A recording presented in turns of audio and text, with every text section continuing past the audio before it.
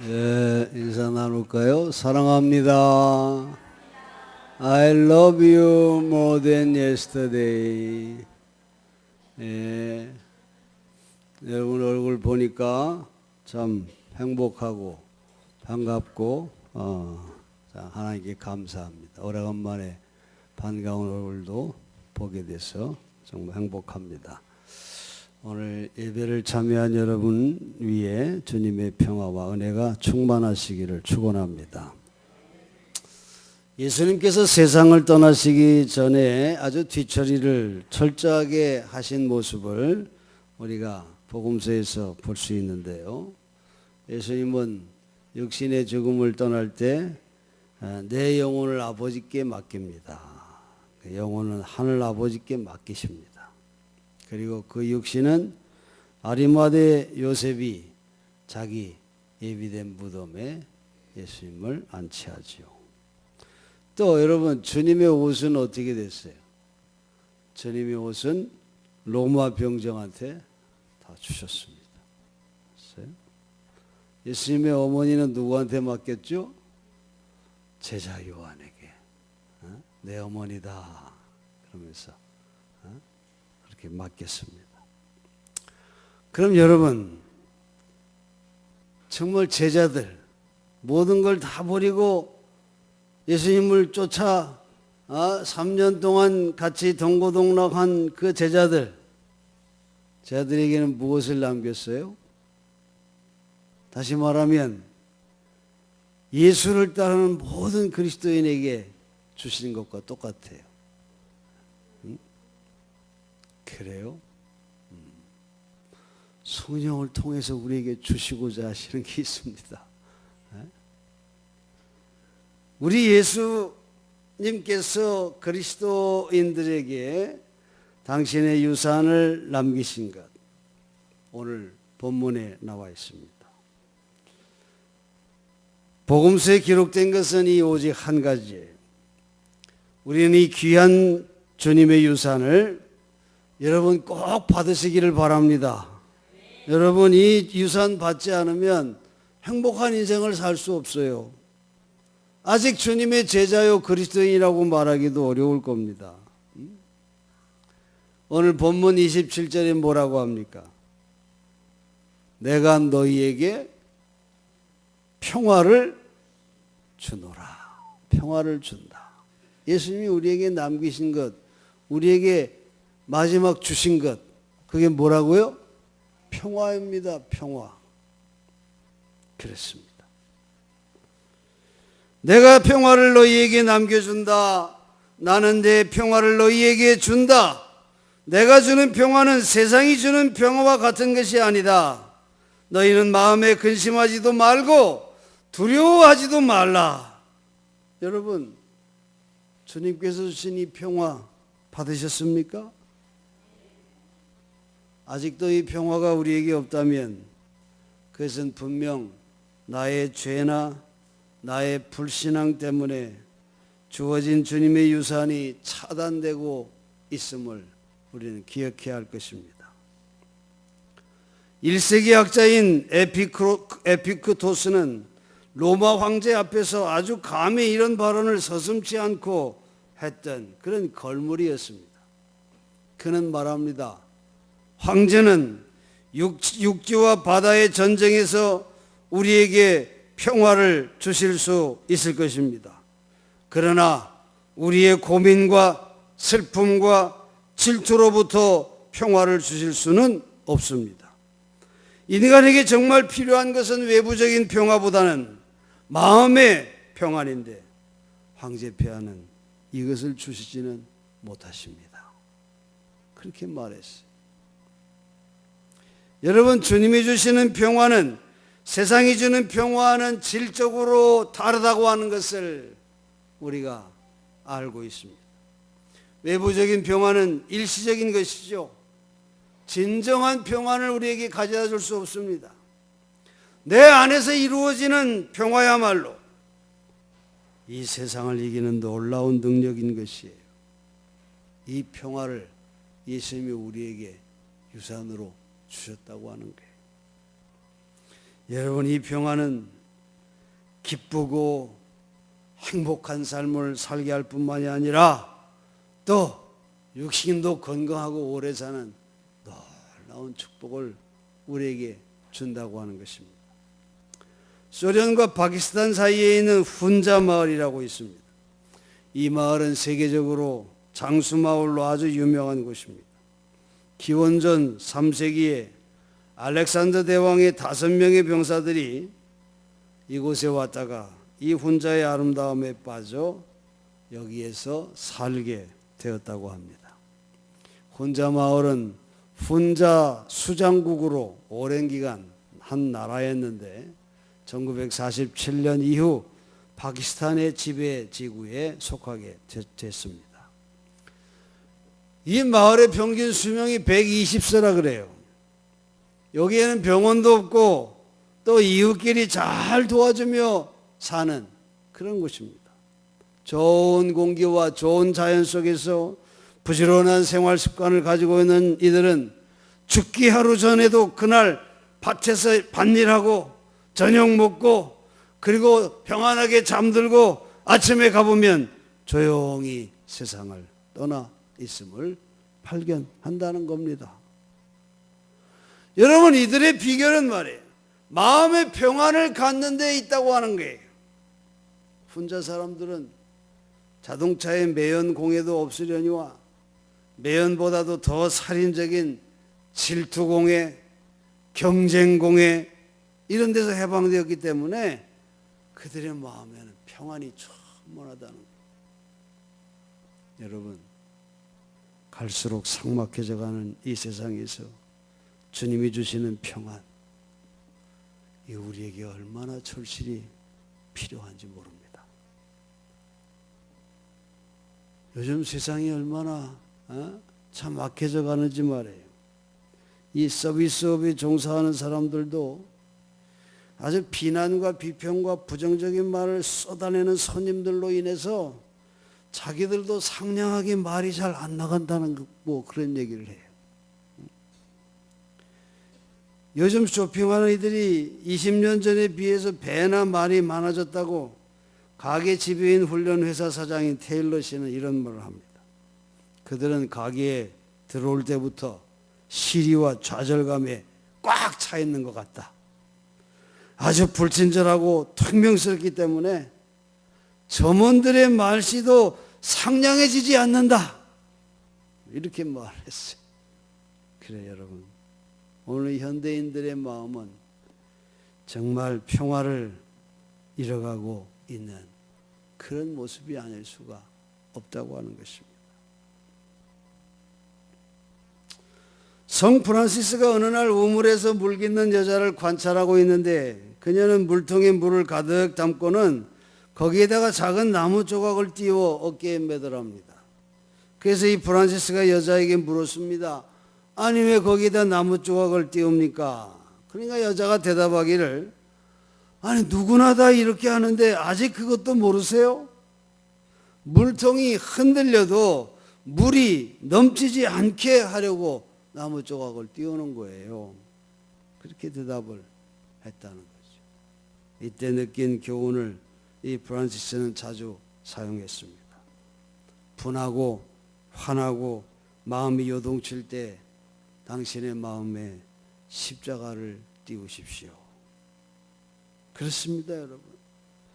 십자가에 나타난 예수님의 사랑과 인내를 생각하면 평안이 우리에게 찾아온다는 것이, 부활의 주님께서 두려워 떨고 있는 제자들에게 나타나셔 처음 하신 말씀이 너희에게 평강이 있을지어다. 그렇게 말했잖아요. 사랑하는 성도 여러분, 어떻게 하면 이 예수님이 약속하신 평화를 우리가 얻을 수 있을까요? 예수님이 남겨주신 이 귀한 유산을 우리가 어떻게 하면 받을 수 있을까요? 오늘 본문에 보면 먼저 하나님 아버지께로 돌아가 아버지의 사랑을 회복해야 된다고 하는 사실을 우리에게 말해주고 있습니다.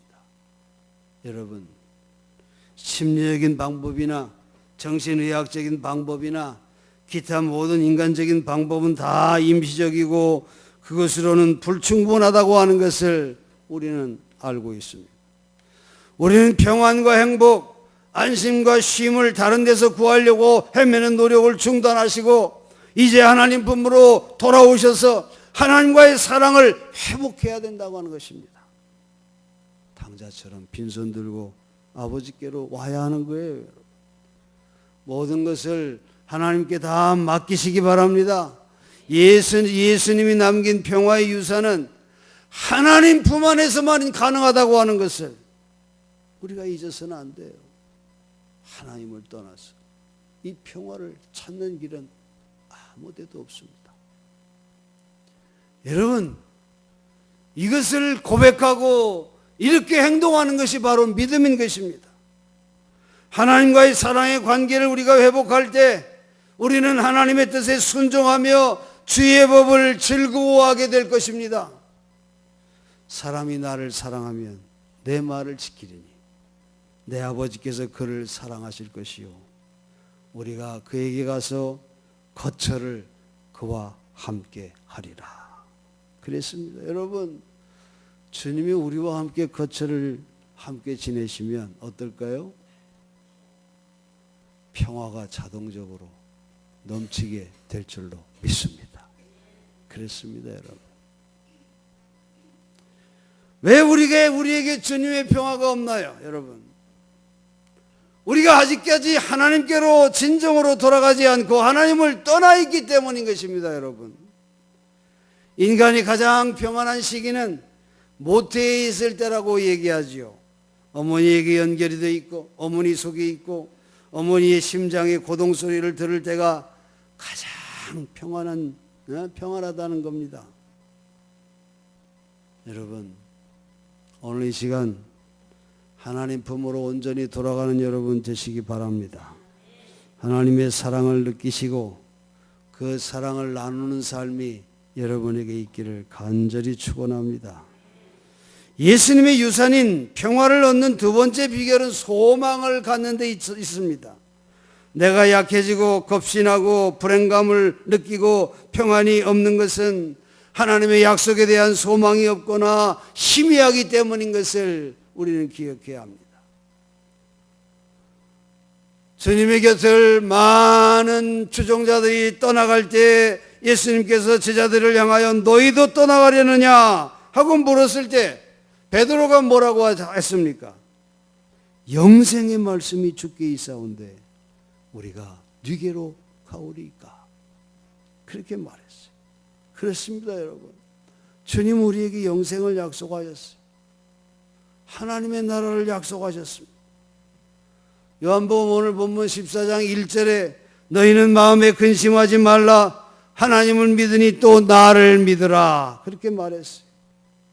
성경은 하나님의 약속, 신구약, 모든 예언자와 사도들과 주의 종들의 한결같은 말은 하나님의 약속을 믿으라 하는 그런 메시지였습니다. 아브라함은 하나님의 약속을 믿고 고향을 떠났지요. 모세와 이스라엘 백성은 하나님의 약속을 믿고 절대 불가능의 벽인 바로 왕과 홍해와 시내 광야를 돌파해 나가지 않았습니까? 다윗과 솔로몬은 하나님의 약속을 믿고 결국 성전을 건축했습니다. 12사도와 바울은 하나님의 약속을 믿고 로마의 박해를 무릅쓰고 그 캄캄한 세계를 향하여 복음의 빛을 들고 돌격해 나갔습니다. 여러분, 신구약 성경은 이렇게 하나님의 약속을 믿은 자들, 다시 말해 비전을 가진 자들의 전투 기록이며 승리의 기록이라고 말할 수 있는 것입니다. 우리 크리스찬은 비전을 가진 자들입니다. 소망을 가진 자들이에요. 이 세계를 향한 하나님의 약속이 나를 통하여 이루어진다고 하는 그런 믿음과 소망과 긍지를 가지고 이것을 위해 내 생애를 바치는 것, 이것이 그리스도의 제자의 삶이 아니겠습니까? 히브리서 기자는 믿음은 바라는 것들의 실상이라고 하지 않았습니까? 로마서 8장 24절 이하에 우리는 이 소망으로 구원을 받았습니다. 눈에 보이는 소망은 소망이 아닙니다. 보이는 것을 누가 바라겠습니까? 그러나 우리가 보이지 않는 것을 바라면 참음으로써 기다려야 합니다. 이와 같이 성령도 우리의 약함을 도와주십니다. 우리는 하나님을 사랑하는 사람들입니다. 곧 하나님의 뜻대로 부르심을 받은 사람들, 이들에게는 모든 일이 서로 협력해서 선을 이룬다는 것을 압니다. 그렇게 고백했어요. 끝으로 우리가 예수의 유산인 평화를 받으려면 오늘 본문에 말한 것처럼 성령 충만함을 받아야 합니다. 26절에 보혜사 곧 아버지께서 내 이름으로 보내실 성령, 그가 너희에게 모든 것을 가르치고 내가 너희에게 말한 모든 것을 생각나게 하리라. 그렇게 말씀했어요. 사랑하는 성도 여러분, 여러분의 마음에 주의 영이 가득하기를 축원합니다. 우리가 하나님을 사랑하는 것, 그의 말씀을 지키는 것은 성령이 함께 하셔서 성령의 인도함을 받을 때 가능해지는 것입니다. 내 힘으로 하나님을 내 힘만 가지고 사랑할 수 없습니다. 내 힘만 가지고 내 의지만 가지고 하나님의 말씀에 온전히 순종할 수가 없습니다. 성령의 인도함을 받지 아니하고서는 우리는 그 길을 온전히 걸어갈 수가 없다고 하는 것입니다. 여러분, 다음 주일은 교회력으로 성령 강림 주일입니다. 마가의 다락방에서 제자들은 약속하신 성령을 받기 위해 예루살렘을 떠나지 말고 힘써 기도하라고 하는 주님의 말씀대로 뜨겁게 모여 기도하지 않았습니까? 오순절 성령 충만함을 받은 제자들은 주님의 평화가 그들에게 임했습니다.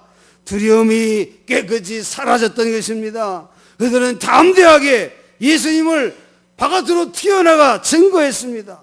죽음도 두려워하지 않는 순교의 길을 당당하게 걸었던 것입니다.